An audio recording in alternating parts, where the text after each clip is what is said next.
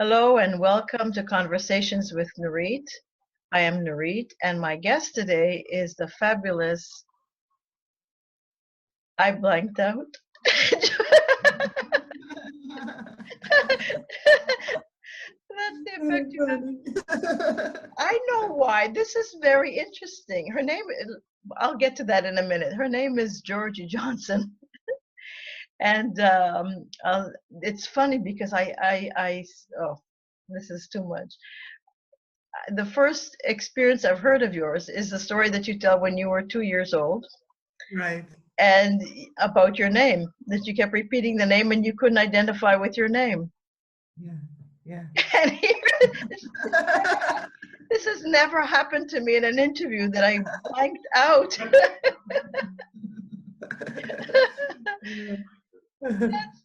That's amazing. I think we bonded on another level. Yeah. That's a Anyhow, good one. I first met Georgie in London a few weeks ago, actually. We were both being interviewed on the same day by Conscious TV. Georgie flew in with Bart, her partner Bart, from Israel. He flew overnight, so in the morning we couldn't connect. And in the afternoon, when Georgie's turn was to be interviewed, we had to fly back to Budapest.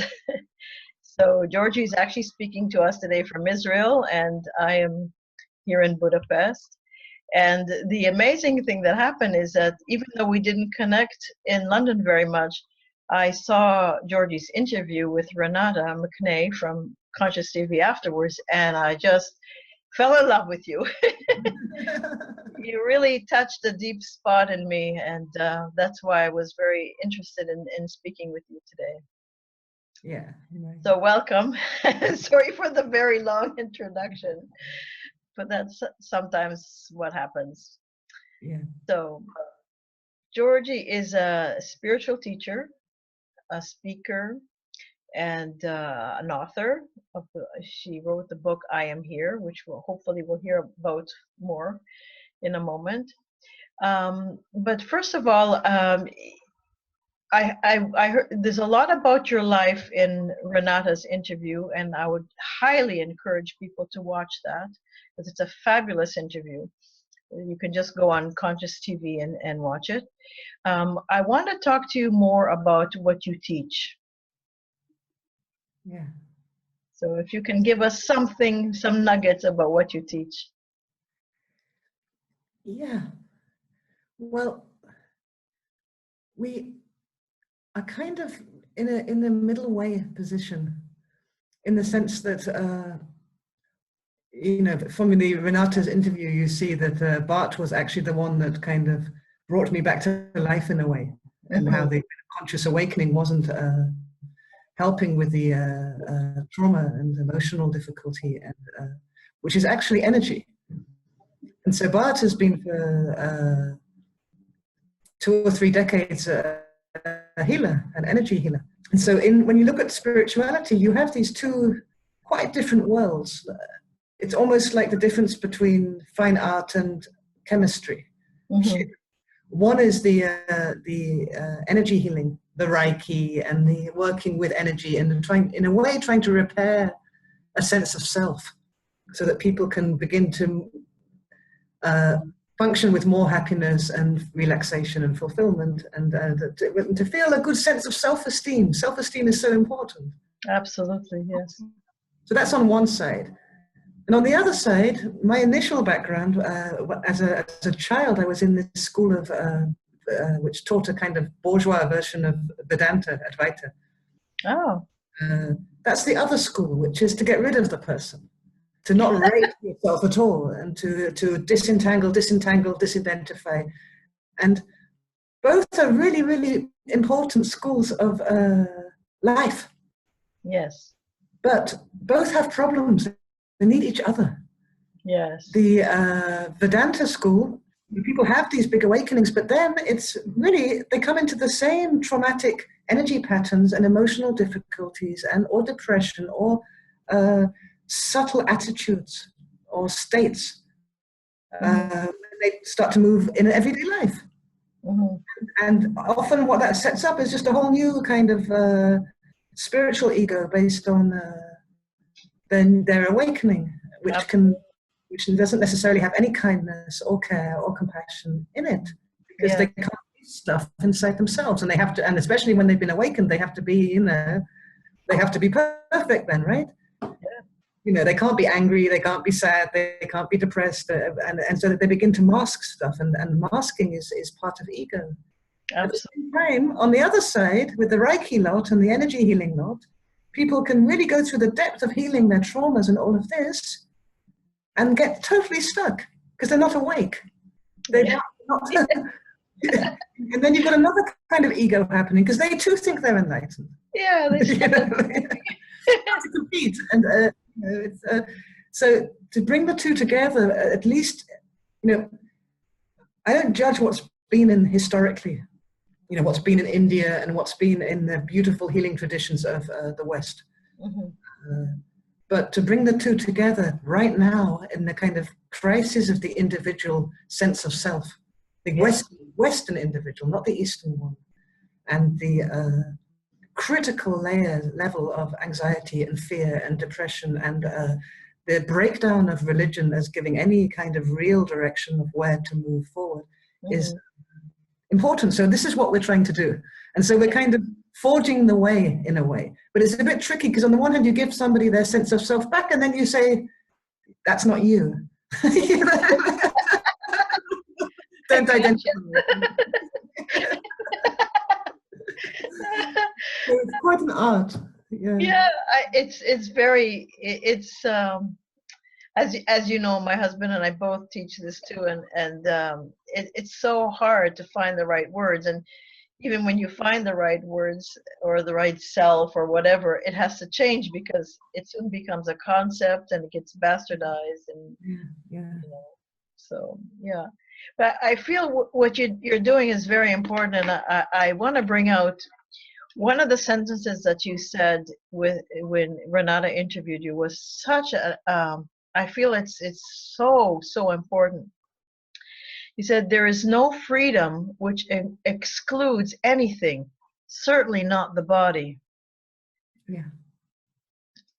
And I was wondering if you can say more about that, because I feel like it's one of the biggest obstacles in spirituality today. It has been mine for years, since I've been in teachings that excluded the body. And I feel a lot of people are suffering from that, and not giving the body the proper respect and place that it deserves. Can you say more about that from your experience? Yeah. Well, the body is not a solid thing, and it's not that powerful, and it's not stable, and it's not going to keep us trapped. Exactly. And when we move, I think that certain masters had the realization of the body, which really can lead to things like walking through walls and miracles, and really moving into the sense of the body like it's almost like a dead thing and a living thing at the same time, but really in the sense that the body is no longer the place where they are fighting against. Exactly. It's actually the opposite of where the disciples and the popularization took it to. To not identify with the body doesn't mean reject your body. Right. But again, the catch is it's probably the most difficult thing, because the body is so alive, so miraculous, that all the fears come up out of moving into the body and allowing that we are attached right now to this body. And a lot of the traumas are literally held in the physical. And I think one of our basic, most core fears is the fear of death. And it's not really possible to move into the body if we still have a fear of death. Because the body's going to die. The body's actually, in a way, already kind of dead. Now they can have I went to a lecture yesterday about stem cells. They can they can make from a few cells whole livers and hearts and everything. And so I was falling asleep at night and pondering my own body and pondering these, stem cell generated organs. And it's really just stuff. It's shocking. We can even make it, It's amazing. Yeah. So the moment we go into rejection of anything, we go into a duality, like I'm not my body, you're not your body, or I'm not of this world. We are. We're both in it and of it. Also, it doesn't mean that's the only thing we are, but we are. We're here. Yes. Yeah. But the moment we move with the energy of rejection, then we're not moving, doing anything with the body. What we're doing is we're doing something with rejection. And rejection then becomes the main energy field. Mm-hmm. This is a very strong energy rejection. It involves freezing feelings because of your refusal. It involves freezing neuroplasticity. The brain gets stupid in rejection. It literally, there is a stupefaction. A lot. Yeah. And so when people say they're not their body, sometimes, and you can sniff it, what you're dealing with is just rejection of life. Yes. And the claim is to be that they're more alive, more awake, more enlightened because they're not the body. Yes. There's one word. It's just one word that's needed. I am not only my body. Yeah, that's exactly what Gabor says. Yes. That's exactly what shortly after I met him, I asked him why the body, why, because he gives a lot of importance to the body, and I came from a teaching where the body was taboo, and I said, why the body? He says, it's not that I'm not only the body. That's exactly the same words that he said. Yeah. That's fantastic. Yeah. I feel sometimes that people don't really identify with the body. No, it's really... They give very little attention. Like you said, I don't think the body is going to trap us. We give so little attention to the body. Yeah. I think it's a con job of the mind, because the mind knows that it can't survive. Thoughts do not survive when you're totally in your body. Absolutely. And I feel that's it's such an important message. And I love your title, I Am Here. Yeah. And I feel that's also perhaps a reason I think many people haven't come to terms with being here. Yes, there's a struggle, there's a fight. Yeah. Where does that come from, do you feel? The struggle with being here? Mm-hmm.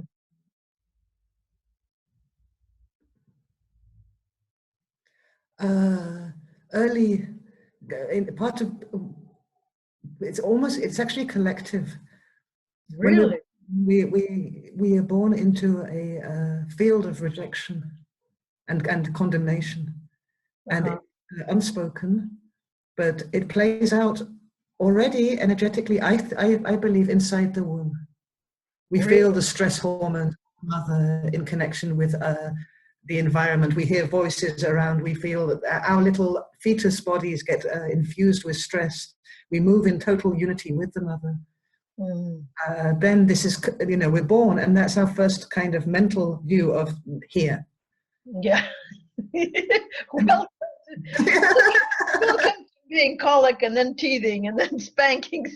Yes, it's actually, birth is, our teacher Russell in Manchester, he says that birth is seen as a happy thing, but actually, and it's actually quite traumatic for a baby to be born, to have the vulgarity of the light, the sting of cold in the lungs and on the face.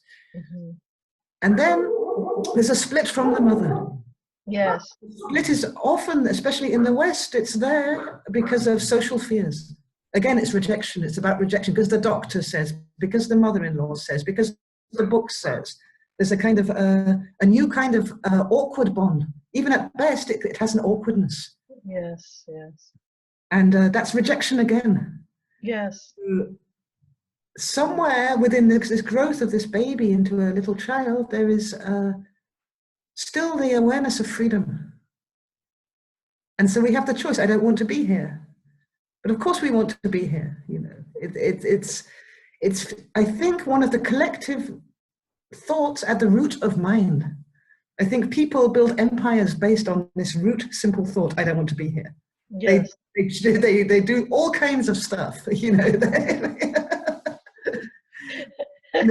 One of those root thoughts, I have this thought following me, and I've gone from country to country and been in, you know, and through all the, you know, whatever experiences, and including the I am here process. And then I get, you know, like a little rabbit, or like a little demon in the back of, like in the root of my mind. And I had a meditational experience of, you know, everything in emptiness and dissolving and beautiful, and you know, totally relaxed and at peace and in harmony. And comes this voice, I don't want to be here.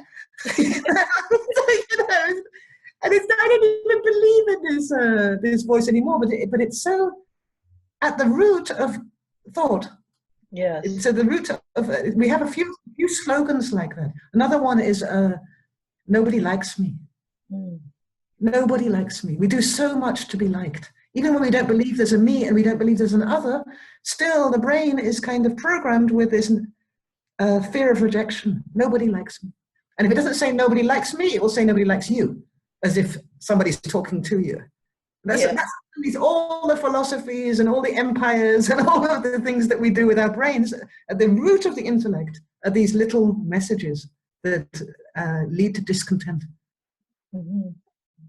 Wonderful. This is mind. And I think maybe that's what we're here for, really, at the end of the day. If I look to the animal kingdom, how beautifully they are in being.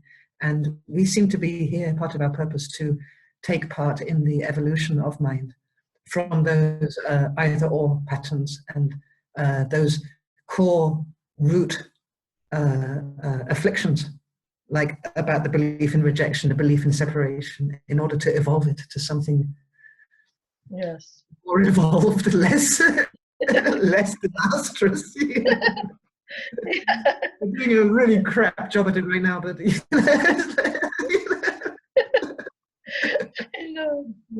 And we have so many concepts, and the new age stuff is just piled on so many more concepts, and people just don't know if they're coming or going anymore. It's and it's quite humbling when we see how when you see how simple, like when I see inside my own mind how simple the roots are and how childish. Yes. In a way, they're physical. It's physical. It's a neural network. It's physical. It really needs time to give up. Yeah. Yes. And it chants like a mantra. You know. Yes. Do you work with people on those? Do you help people with that in your? I understand you have retreats and workshops. Yeah. Do you work with people on that? A little bit, but we use a lot of meditations and exercises, and often then what comes forward is sudden releases of energy, of blockages, which can be quite tearful or angry, or but which is always good. Yes. To move, and we try to create a safe environment for that. That it's very much allowed. That's wonderful. Yeah. So now I understand you have in your book, I Am Here. If I understood correctly, it's based on consciousness, awareness, and emptiness. Yes. Is that correct? Can you tell us more about that? Yeah. So, like I said to Renata, the experience of awakening from the level of mind was never something kind of exceptional first memory.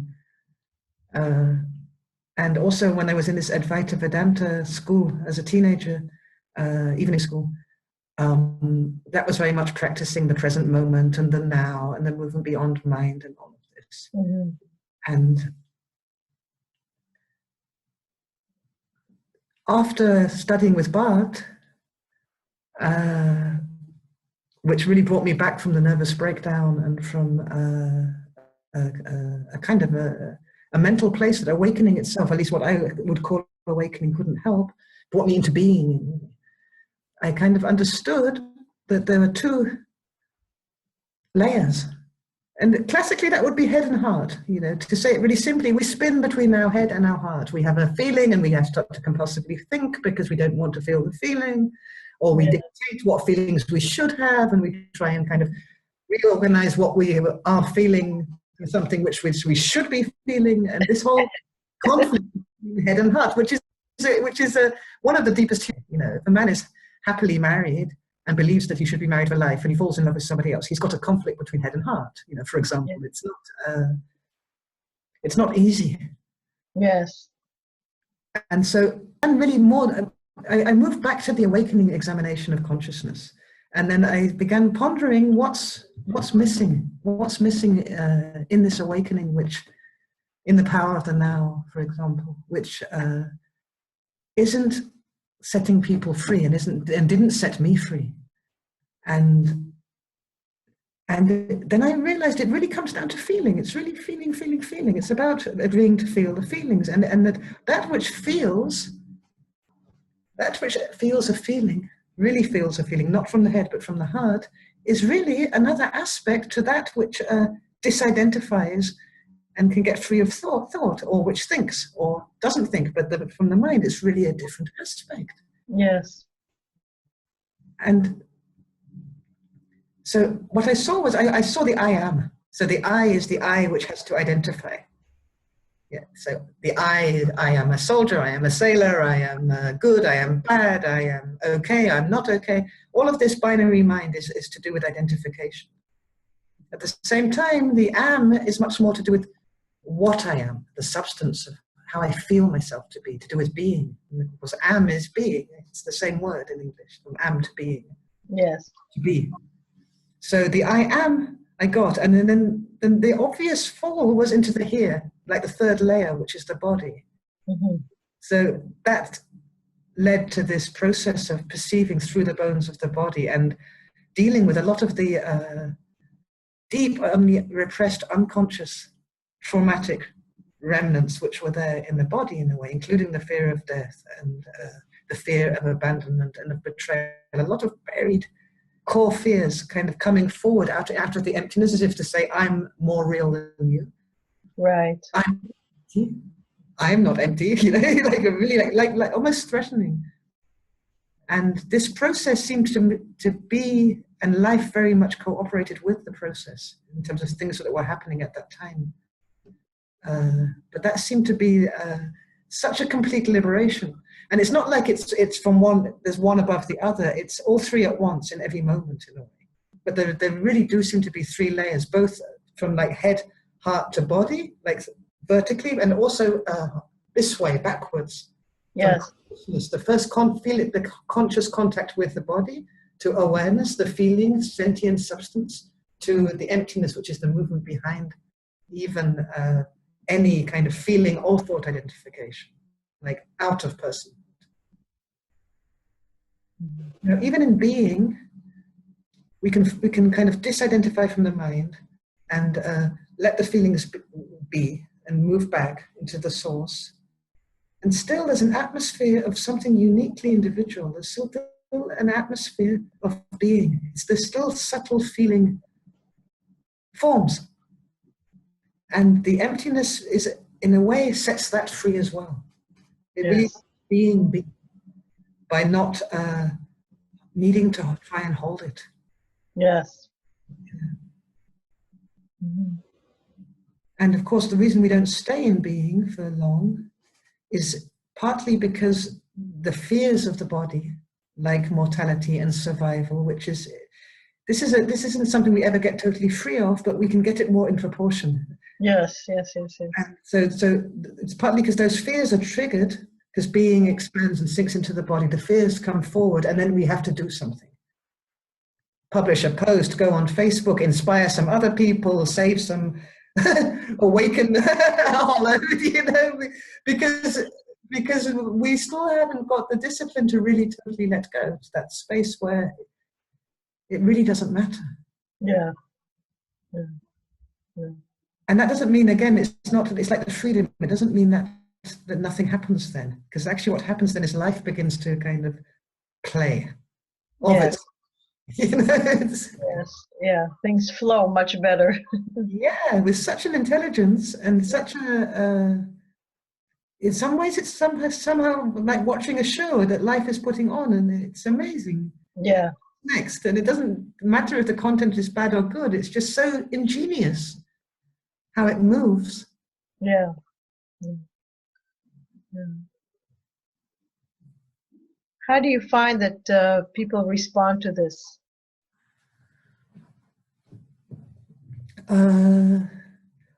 People are always in a process, and there's a very strong collective tendency to throw out onto the other what we can't own inside ourselves. Wow. And that's part of the process. So especially when the structure of identity is threatened, there can be quite a cruelty Yes. and quite a rage, and quite even in groups ganging together in order to condemn. And that's part, for me, of the education process of becoming a teacher is really also allowing that, allowing rejection, allowing these kind of rages, not getting entangled with that. Yeah. And not closing the heart from that. It doesn't mean I have to kind of think it's all great and wonderful, but what crazy things happen when people lose their sense of, when their egos begin to feel threatened. Yes. And there's a lot of energies here in creation. I mean, in the world created universe, which they're not all. It's not all beautiful. There's a lot of very unpleasant, wounded energies. There's cruelty. There's jealousy. There's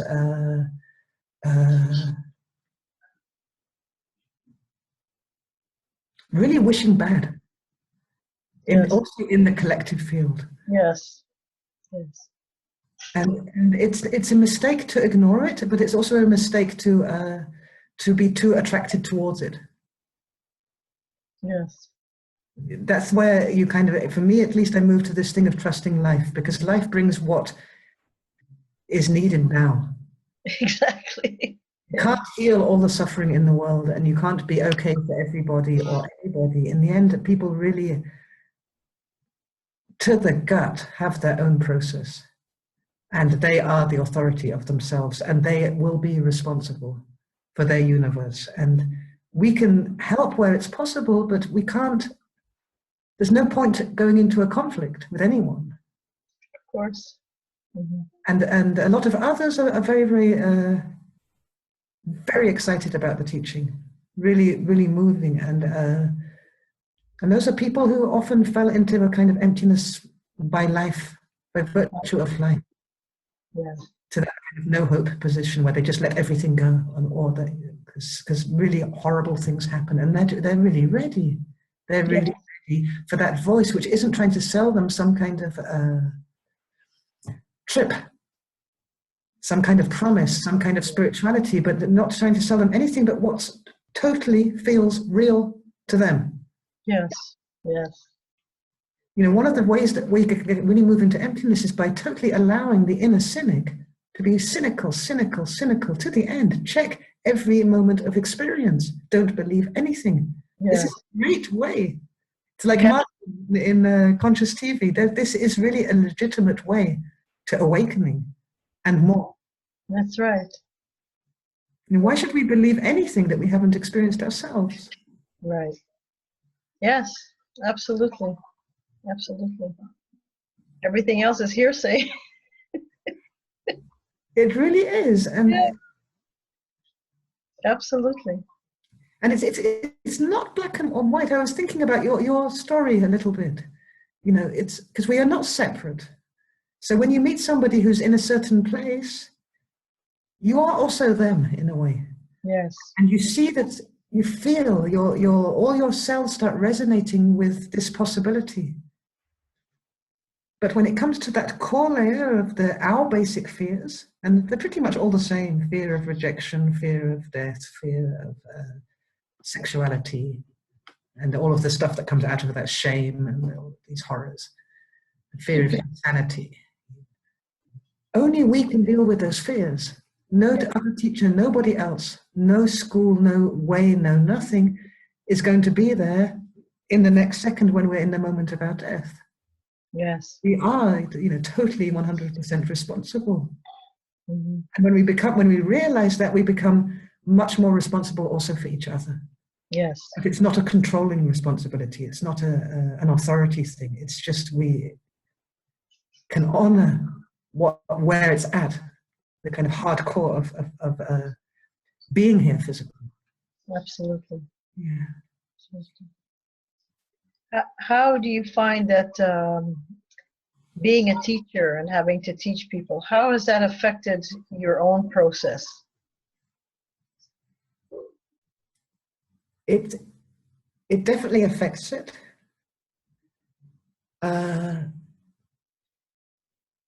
In some ways, it boosts it enormously, because you're going to go and teach, and you really have to kind of get your shit out of your face. How practical. Like when your mother-in-law comes to visit the house, that's when you clean it. Yeah. Glad I don't have a mother-in-law. I'm free. Me neither, but I remember. Yeah. On the other hand, sometimes I'm deeply in a kind of contemplative hermitage kind of place, and it feels, especially in the bigger conferences, that I'm walking into a kind of wilderness of temptation. There's temptation to the ego. There's this the ego that I never knew I had comes up. Ah, okay. So it's kind of probably a good thing. After teaching, and many teachers will recognize this, after you teach and you totally put your own person out the way, and you're not you anymore in a way. You're kind of channeling what's needed. Yes. In a space where things like rejection or emotion and all of this isn't going to set off the adrenaline. You just put yourself out of the picture. You're totally there for the people. And then afterwards, there's a kind of crash for a short period of time, and until you begin to recognize it. It's like third day baby blues, when you crash. Like immediately afterwards, it's this kind of, and I think it's a human thing, at least in me, it's this need for affirmation, but nobody could say, even if they said I was brilliant, amazing, and all of this, it wouldn't fill that gap. Yes. And it's something to do with that gap between teaching and the sacred space, and then picking up regular life, and needing to grasp at some kind of identity. Yes. Even a temporary one. Yeah. Please give me a little bit. Let me be somebody. I don't care, I don't have to be a good guy, I could be a bad guy, but let me Let me be something for 2 minutes. That's a great observation. Yeah. That's fabulous. Yeah. And we've seen it in a lot, we have a lot of colleagues, and we've seen it, this pattern begins to be recognized. Yes, yes. Yeah. But it's okay, once you know it, you just get busy, get busy, do the washing up, clean the room, get grounded again. Yeah. Just be nobody, just be normal. Yeah. Speaking of normal, I gotta ask you this. Some people might not think it's spiritual, but again, nothing is excluded, right? Nothing is excluded. How do you manage with 10 children? It sounds more than it is. I had one, and I didn't survive it. Yeah. How do you do it? I'm not sure how much of it I do. The older three are all grown up, and the next three have just left home. So we only have 4 left. Oh, okay. Only 4. Only 4. But it's a system, it's another kind of life. I think one child can be as difficult as 7. It's wild. It's full on, but it's a kind of military training of stillness and staying calm and staying relaxed and that's even in chaos. That's I wanted to hear a bit about, I'm sure there's other mothers watching this, Yeah. and how have you been able to integrate who you've become and how you are with that tremendous responsibility for all those children. Plus, I believe you're also involved with business and you're working. And how can you give us some examples of how you integrate all of that? Yeah. I can't imagine doing it without the inner access to stillness, emptiness, Mm-hmm. sense of being. I'm not a great mother, and I'm not, I fail on all fronts. But the less stress that we carry because we're holding on to these ideas like failure or not being good enough or getting sacked from work or troubles with the child, the more we hold the stress, the more everybody suffers, including the child, Mm-hmm. Mm-hmm. including the work. And of course, we suffer. Yeah. It's really about stress and being able to relax into whatever, into chaos. Because then when we, and being able to admit helplessness, it's really, really important, because only when we totally allow the helplessness, which is always there, does what we can do come forward with a kind of clarity, just what we're able to do. Because we can't really even fix our own children, or we're quite helpless. Yes. Admission. But if we can be there, awake, alive, open in our feelings, then we get much more information, and we can speak much directly in the small amount of time that we have to what's needed. Yes. And it comes out, and in that sense, when you ask the question, I kind of feel it's for the children that this whole spiritual passion is there in the first place. It's because of the children. Yes. It's because of that love. It's the best thing I can give them. I mean, the social services might not agree, the schools won't agree, the neighbors probably won't agree. But I feel that. Yeah. And also they move, without knowing it, they move with it. Yes. All kinds of synchronicities where one of my children is writing rock music, and the lines are like pure non-duality, but he doesn't believe in God, nothing. But there's such a unity. Mm. Yeah. We are so deeply connected. Yes. You can have a family member on the other side of the world, and you make a shift inside yourself, or this happened to me. I was meditating a while back, and I met my inner rage. Pure anger, rage, but I met it very much in a polarity with calmness. Like it was totally allowed, and it was like this atmosphere, and it was like an old friend at the core of me. And I just allowed it, and it felt like something was lifted from maybe lifetimes, just in re-welcoming this old friend called rage, which I don't even call that rage anymore. It's more like passion, but then it was rage. It was really like a base level of anger, which is so close to home. It almost feels like, being what it is to be Georgi. It came forward. And then after this experience, and these kind of experiences, after that, you have this feeling, what a dumb donkey I am. I'm so, like, why didn't I get this? Those are the best, when you're left feeling completely humbled and stupid. Like something shifted there, generational. And then my mother called me from England and asked, "Are you angry with me?" She felt it. She felt it away. it's like, maybe for the first time in my life I'm not, but Oh, that's funny. it's really a butterfly moves in China, and all of the world has changed. Yeah, yeah. I love what you said when the first thing that you said when I asked you that question was, I can't imagine my life doing all these things without being that stillness. I'm so glad you said that, because I've spoken to so many people over the years since my own progression, so to speak, and both Gabor and I meet people all the time and say, well, I first have to take care of my stuff, you know. I first have to look after my business. I first have to look after my kids. Then when things are settled, I'll consider whether I want this. It's very refreshing to hear, because that's our experience too, because without it, I mean, like, life could be madness. Yeah.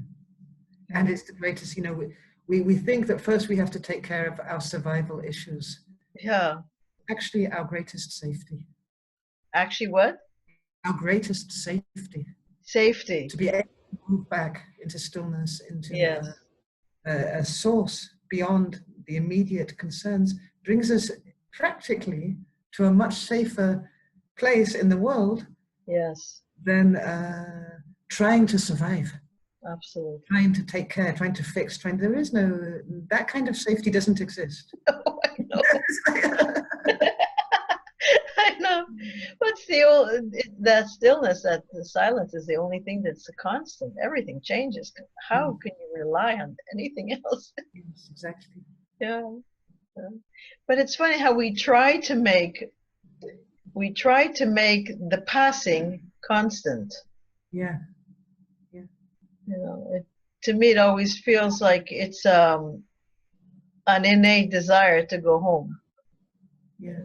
To be in a constant safe place. Yeah. But oh, what is that, do you think, that desire to fixate stuff, to make it stay? I think my own feel, I could be wrong, but my own feeling is that it's there is a part of us, well, we've never really left home, or the stillness is there, whether we're aware of it or not, and it's part of that core that is the cord that is still now hasn't been completely severed. There's a feeling of that somewhere, even though we're not aware of it, and we want that. We somewhere inside us we know that that which is unchanging, that which is stable, is home, but we don't want to go there out of fear of losing our identities. So we try to make our other identities permanent. You know, we try to make relationships permanent. We try to make our jobs permanent. We try to make financial security permanent. And even though we see time and again that they all fall away, our hair falls, our boob sag, I mean, like, nothing lasts. We still try to keep it all up. You know? It seems like it's the mind. Yeah. Again, it's this thing of the mind being so, you know, we think we are evolved, and we haven't even begun with the mind yet in evolving. It's so primitive and so slow. So slow to get it. The whole body has got it, the whole universe has got it, and the mind is like, oh, I've got a thought. You know, it's like, I think the mind is competitive. You know, it's consistently trying to compete. Yeah. With what we really are. It's trying its darndest to be God for us, or to be enlightened, and to, you know, but it doesn't stand a chance. Yeah, not in the end. It's not going to happen, is it? You know? No. Might as well give up now. I was thinking, you know, in psychology, we have a school of spiritual psychology, and Yes. In psychology, there are 4 classical fears, and we add a 5th one. So the 4 classical fears are sexuality, death, insanity, and physical illness. I was just talking to a colleague at work about this, and it suddenly occurred to me, how absurd is that? Because every one of those things is for sure going to happen. You know, it's not irrational. We are going to die. Our minds, we will lose our minds. We will. This is a fact. Don't be, you know, think you can stay sane. One way or another, we will lose this mind. Yeah. We will get ill. In fact, we're getting ill all the time, on and off, and we'll also get seriously ill at some stage, and that will lead to the death thing. And sexuality, well, that's a constant, isn't it? I mean, we could go and live in a convent, but we've got our inner male. You know, it's like, you know, we're not whole. We're only half the story. Yeah. So that kind of made me look at fear differently. Like, why should you fear something which is inevitable? Yes. Why should you push it away? Why should you think you can stop it happening? Because fear assumes, and this is the mind, like you said, it thinks it can stop it happening. Yeah. Like, for me, I won't die. I won't lose my mind. And of course, a lot of the beliefs of the New Age spirituality is trying to give that promise. You'll have your mind on the other side. You'll have your body on the other side in a different, more beautiful form at the age when you look the best. And, Your parents and how do people know? Maybe with a few Botox tweaks, energetically, some light behind your head. And, Yeah. you know, there's many apparatus that feed into trying to relax that fear. And it would seem to make much more sense, like with any fear, just to accept it and see what else is there. Yeah. See what else is there? So the body goes, the mind goes, the being only female goes, or your worst sexual nightmare could happen. Insanity, well, you know, a lot of people are very, very, very afraid of losing their mind, which makes them so controlling in the first place. That's right. And but what else is there then? What is there beyond mind? What is there beyond body? What am I when I'm not a woman? How deep is it to be female? You know, where does my femaleness stop, and where do I become something which is not male or female inside myself? Yeah. Stillness is one of those spaces where it's not male or female. That's right. In itself, silence is another. So that's much more useful. Yes. It's trying to make the sea go back, you know, and get immortal life and whatever. You don't know. You only die once. It's not that bad. How much we imagine all the different ways we could die to try and avoid them, compared to that one little quiet death that we have somewhere. You know.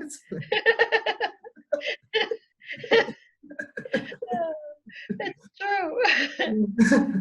true. It's much like sex. You can think about it all day, and then when it finally happens, it takes 1 second.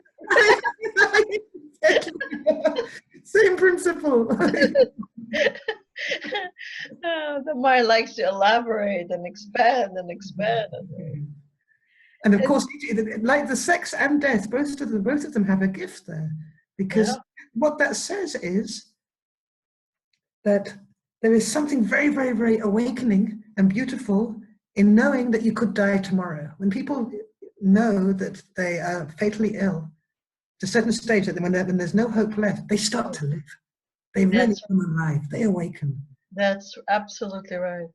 And it's the same with sexuality. You know, sexuality isn't about, you know, having a bonk, to use an English expression. It's not just a physical act. It's the sexual energies are the most beautiful creative energies which are around us all the time. Which is, we don't need a partner for it. It's a part of this is part of the resistance to the physical, this resistance that we have collectively to what we call sexuality. But if it's just 1 second making love compared to all day waiting for it, then look at that energy that's there all day, because that's also really something beautiful. Yes. This is part of being. It's part of creation. How could it not be? You know, we're not that advanced scientifically yet for it not to be part of creation. You know? Yeah. Oh. Yeah. That's true. So often in the afflictions, like our fears, are actually our deepest freedoms. When we allow it and say, okay, so what then? What's there? Let me go into it. Where would I be if my worst fear happened? Yes. Is this fear of mine more important than the one I love most in the world, or the source of who I am? Yes. What authority do we give our fears? Oh, wow. That's a very good line. Yeah. That's wonderful. Yeah.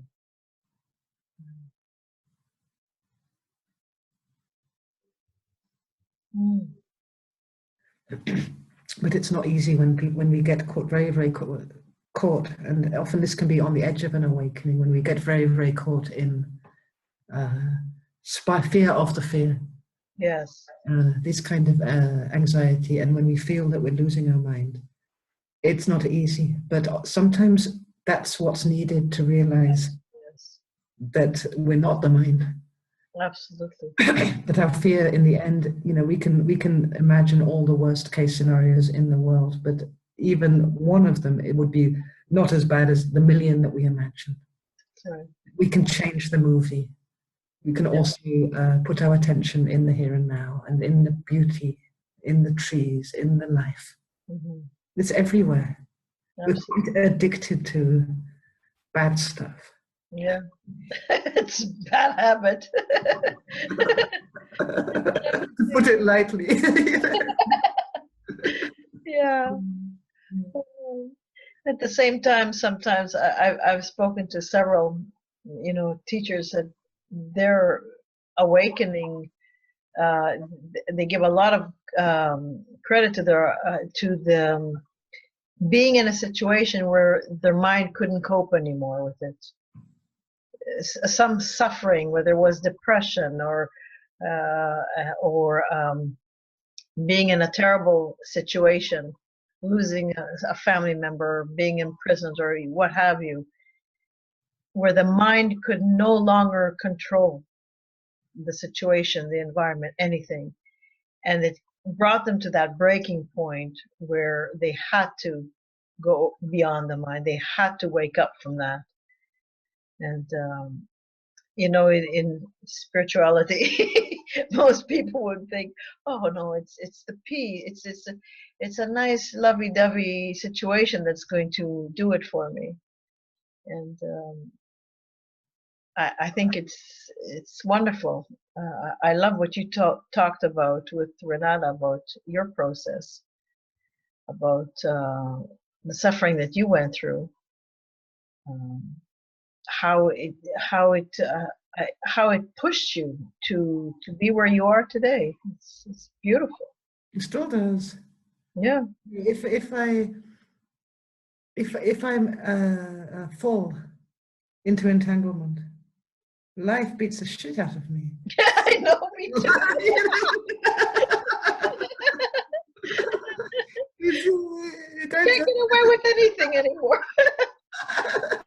Can't go back. Yeah, I know.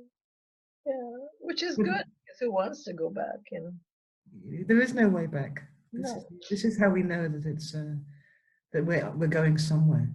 Yeah. There's really no way back, and nobody, for however they awakened, no matter what suffering people went through in order to awaken, they don't want to go back. No.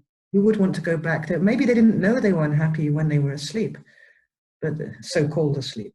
But at least from into people I've spoken to and in my own experience, there is nothing worse than that kind of suffering where you are not even alive enough to know that you're suffering. Yeah, that's right. And then when suffering comes for real, at least it's got something truthful in it. Exactly. It's breaking this kind of drug state. Mm-hmm. Yeah. And it seems that it's not always a blessing to be a strong person, because strong people will take a lot of beating by circumstance and life and suffering before they make that simple switch where they ask for help from outside themselves. Yeah. It's really this cry of help towards the universe. Mm-hmm. True. And it's always answered. Yes. It's not answered in the sense of, I want this situation to be fixed like this and this and this. The universe won't be controlled, but it is so caring in terms of meeting the cry for help. Mm-hmm. Absolutely. And it doesn't take suffering away. It just reconnects with the universe which we are, in a way, which makes the suffering part of something shared and not the main thing either. Yeah. There is a feeling now, a tremendous feeling of the universe moving in that direction.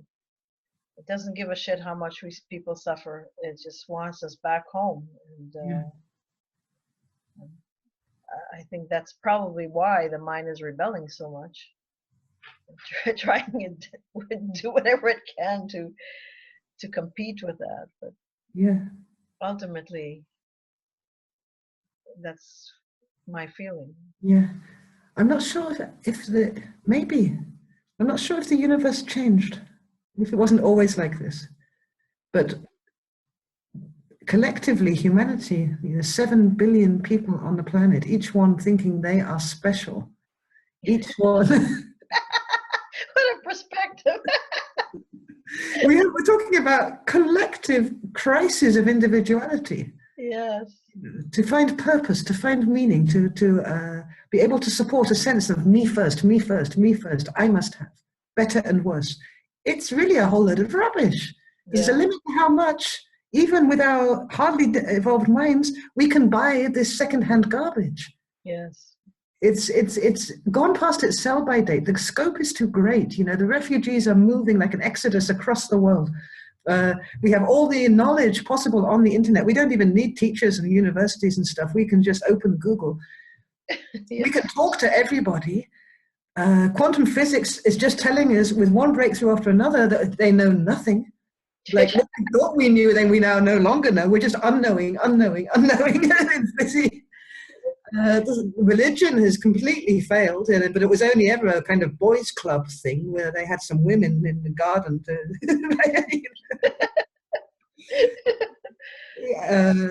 The whole male-female thing in general is a total mess.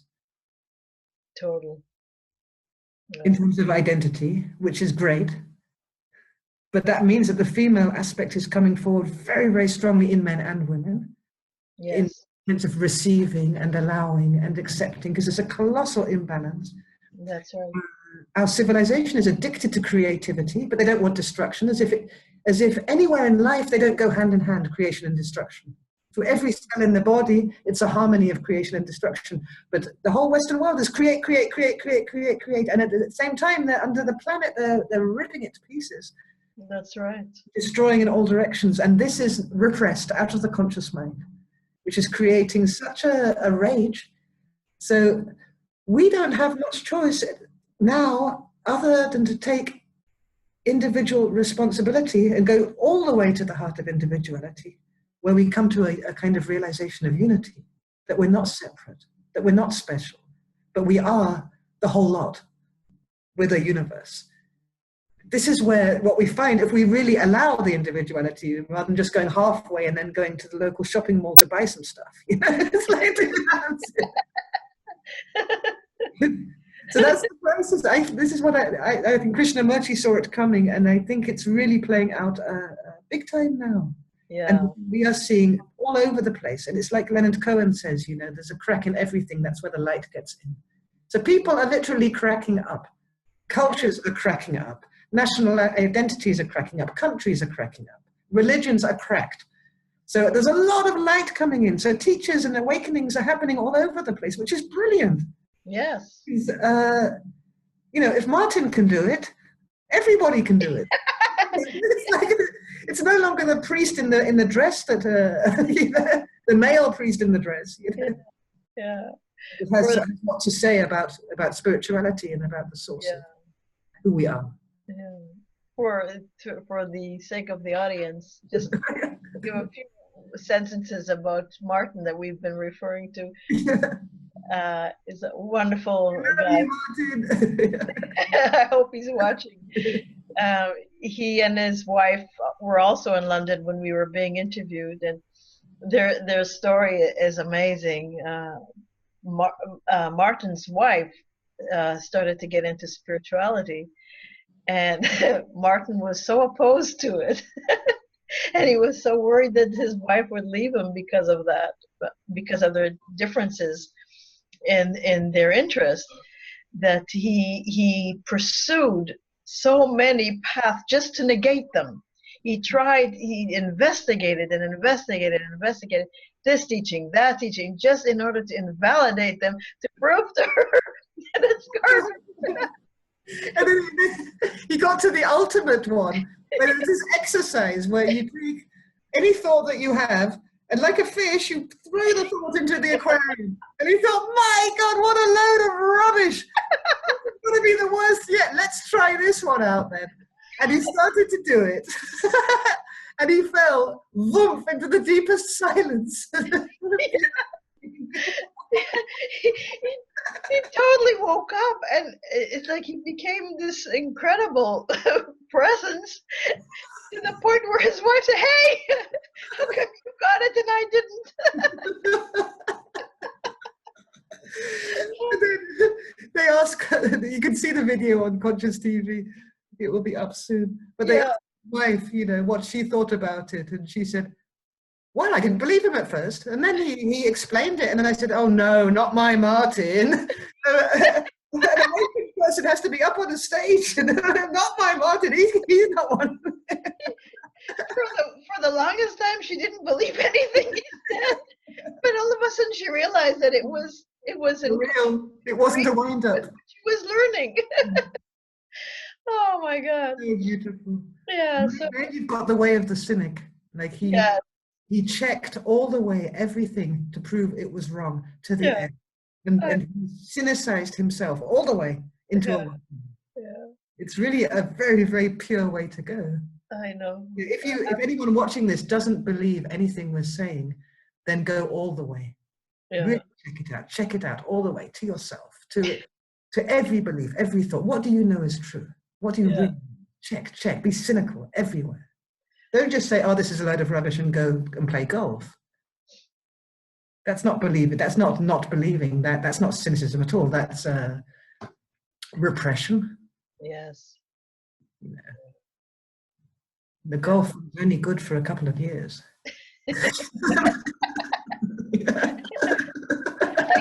I can't relate to golf. Me neither, but I don't know why they call it a sport anyway. They go in these little carts.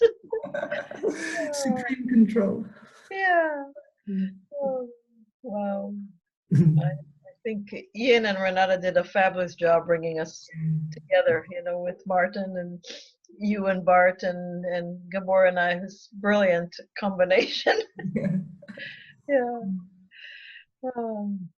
So, wow, this has been quite enjoyable, enlightening, and fascinating conversation with you. I keep forgetting your name, Georgie. You can call me whatever you like. I know, it's funny, that never happens to me. I don't forget names. And it's just, I know it's because of that story. Yeah. So please go on Conscious TV and watch Georgie's interview with Renata. You'll love it. And in a week or two from now, Martin's story will come out, and the read story is up already, which is amazing to watch. And Gabor gives a meditation there, which is really, really strong. Beautiful stuff. Yeah.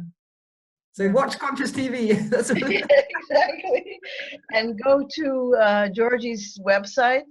Her website is iamhere.live. I will post it in the credits. And you can find out about the events where she teaches, her seminars, the retreats. It's been wonderful, absolutely wonderful speaking with you. Yeah, it's been great to talk to you again too. Yeah, wonderful. So thank you everyone for watching. Good morning or good evening, wherever you are on the globe. Georgie has been speaking to us from Israel, and I'm here in Budapest. And we send both love to everyone, whether you're watching or not. And God bless. Thank you.